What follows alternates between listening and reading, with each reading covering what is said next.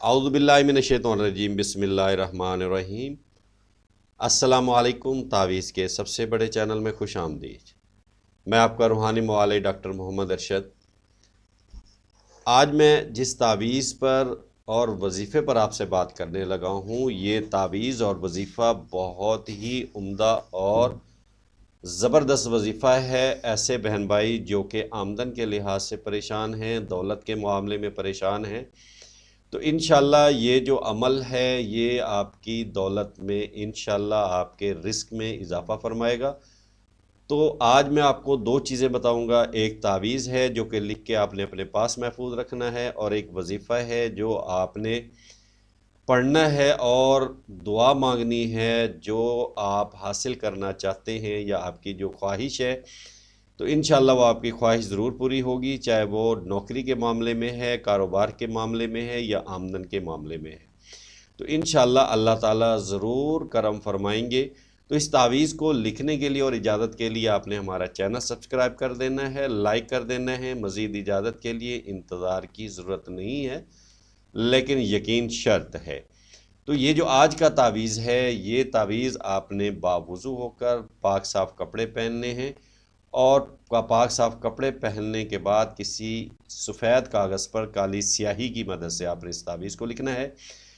कल एक भाई की मुझे कॉल आई थी कि तावीज़ हमने जैसे आपने मुख्तलिफ़ रंगों में, ये नीचे आप देखेंगे कि 3 रंग इस्तेमाल किए गए हुए हैं, 3 रंग इस्तेमाल करने हैं। नहीं जी, हम पहले भी अपनी वीडियोज़ में बता चुके हैं कि आपने सिर्फ काली स्याही इस्तेमाल करनी है।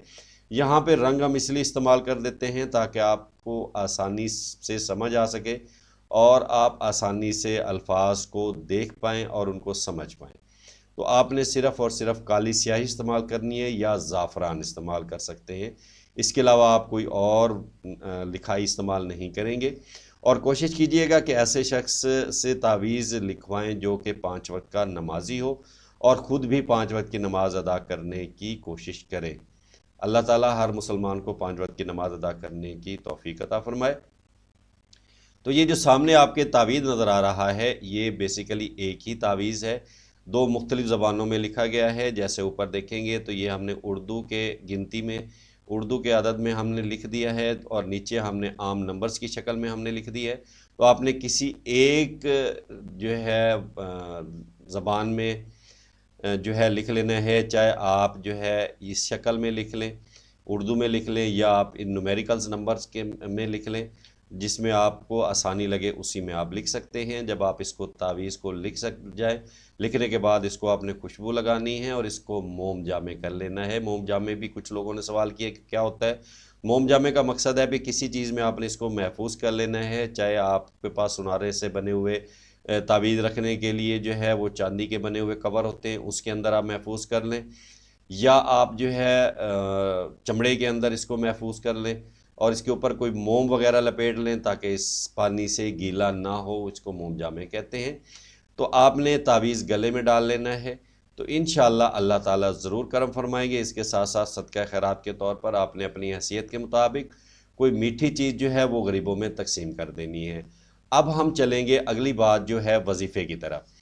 तो जो शख्स जो है कोई सख्त हाजत पेश आ रही हो, या उसको परेशानी हो, या कोई दुश्मन उसे तंग कर रहे हों, तो सजदे की हालत में 40 मरतबा आपने इस दुआ को पढ़ना है और अपनी उंगली से इशारा करते जाइएगा और अपने मकसद के लिए आपने दुआ करनी है। इंशाअल्लाह अल्लाह ताला इसकी दुआ की ज़रूर कबूलियत फरमाएंगे। जब तक हाजत रफ़ा ना हो आपने इसे इसी तरह पढ़ते रहना है। दूसरी जगह हदीस शरीफ में वारिद है कि जो शख्स हज़रत यूनुस अलैहिस्सलाम की दुआ पढ़कर अपनी हाजत चाहेगा तो खुदा ताला उसकी दुआ ज़रूर कबूल फरमाएंगे।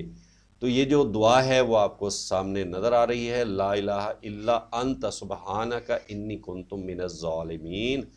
तो ये आपने दुआ पढ़नी है सजदे की हालत में। तो इंशाअल्लाह अल्लाह ताला के हुक्म से आपकी ज़रूर दुआ कबूल होगी, ज़रूर आपकी हाजत पूरी होगी।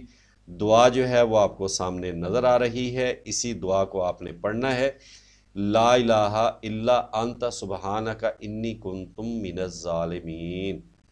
तो इंशाअल्लाह अल्लाह ताला ज़रूर करम फरमाएंगे। अपनी दुआ में याद रखिएगा। अस्सलामु अलैकुम।